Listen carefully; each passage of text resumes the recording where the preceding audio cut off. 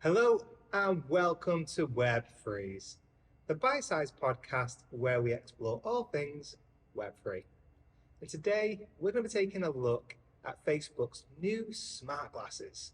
This is their new version 2 Ray-Bans powered by Meta AI. So it should be exciting stuff. As always, we're going to break this down into 3 segments. The first segment is what are they? The second segment is, are we talking Iron Man tech? And finally, we'll be looking at, does this move to AI and augmented reality mean that Facebook and Meta are moving away from the metaverse? So let's dive in. So first up, we have, what are they? Well, these are a step up from the Ray-Ban smart glasses that Facebook launched a few years back.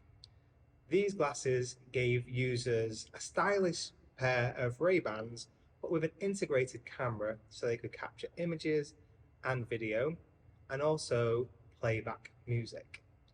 They were okay. I remember seeing the preview and thinking these could be good, but what makes them different than the Snapchat glasses that were launched in 2016?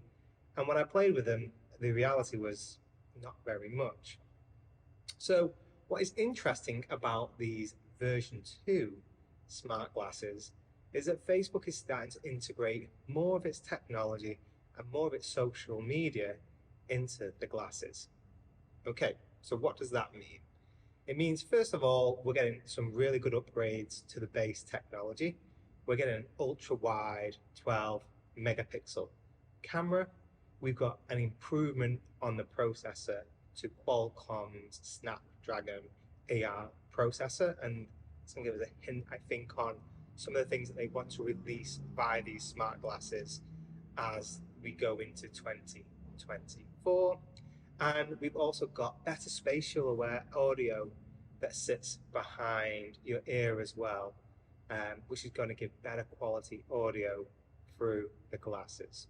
So from a tech perspective, when you look at the specifications, it's a definite step up from the version 1 Ray-Bans. So that leads me on to section 2.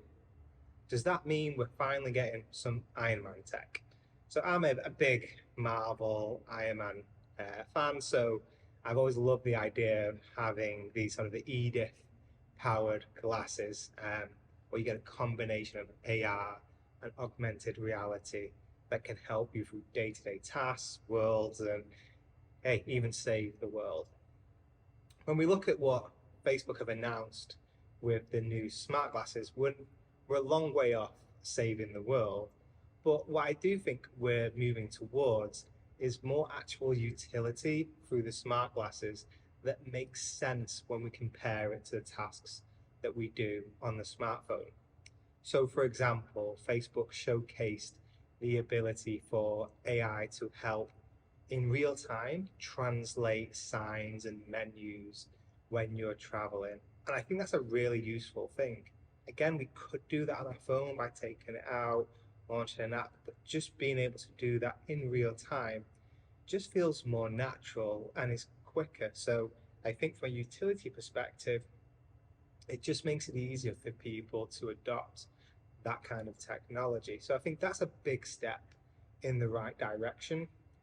There's also showcases around object detection. So for example, if you have a leaky tap or a faucet, as Mark called it, you can quickly look at that with your glasses, ask the AI for some tips to help you repair it. And someone like me, who even the smallest task is going to do 30 minutes in YouTube before I even attempt it, that feels something that's really cool and really reassuring to be able to leverage. So there are a lot of features, I think, in these new glasses, which whilst we're still a million miles away from that Tony Stark Iron Man stuff, actually day to day is going to be super useful. And what I like about Facebook with their AI products is that they are leaving them open to developers. And it'll be interesting to see how far developers can develop items for these new smart glasses, but I think it's gonna be those pretty mundane use cases that actually explode the utility of these things. So I think the fact that they're doing that does also point to a brighter future in terms of the adoption curve for things like these smart glasses. So that brings us on to cool. So some good AR, good AI, some good augmented reality, AR stuff. Does that mean that Facebook are now moving away from the metaverse? And I can understand why, from an outsider looking in, it can seem like Facebook are just jumping on the next hype cycle with AI, with technology hardware. But I think if we look at this from the macro view, so really zooming out, I think I'm hands up. I like the vision that Mark puts forward when he talks about the metaverse.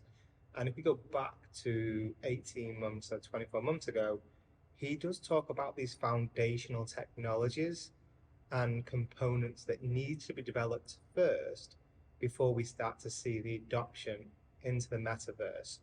And so when I look at the smart glasses, I get excited because in this product, there is something even above the Apple AR goggles or the Oculus products that Meta releases that starts to fuse the real world and the digital world and AI and social media in a way that we haven't really seen before. And when I think about the metaverse, when I think about this intersection between social, gaming, entertainment, and work, I think it's going to be products like this where we're layering all of these elements that ultimately is going to provide the use cases that drive adoption and then the innovation whilst people are spending time in there that then take those experiences and drive them to the next level, which will be probably more in line with what people think about when they imagine the metaverse. So I think this is a really smart move by Zuckerberg and Meta. And the real smart play is the price point, $299. It's a lot of money, but not when you think about the technology that's built into this product and compare that to, say, your average smartphone now or your latest Apple phone, which has changed the color of the background or tweaked the camera. You could be paying into the thousands of dollars. So I think the price pointing is really clever too. So overall, I am very excited by what was announced around the new Meta Ray-Ban smart glasses. I love that they're going to be launching AI-powered tools in the product. I think that's an absolute game changer. One thing to note is, whilst they do launch on the 17th of October, the AI elements are an upgrade next year. Have to buy anything, but they'll push the upgrade to the product. So the AI features will slowly start to roll out as we move through 2024. So it's not quite here yet. So that's your lot for this week. I hope you enjoyed the episode. If you did, please do subscribe or give us a like. If there's anyone you think would get value from the series, please do share it. It's how we grow the show. Thanks for your time as always. It's genuinely appreciated, and I can't wait to catch you on the next one.